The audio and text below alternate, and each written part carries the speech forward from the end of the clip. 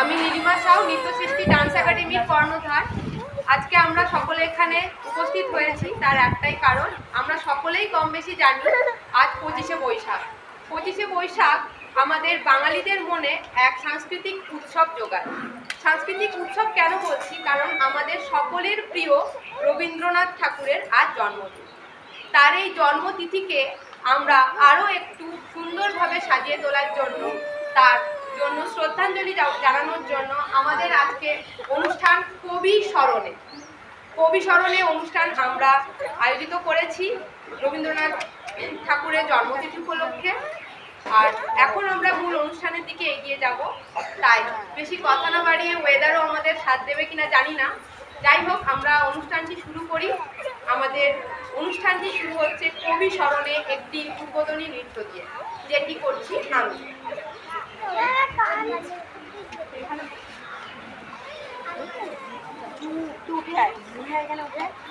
মুখটা বন্ধ দিতে বলেছিলাম।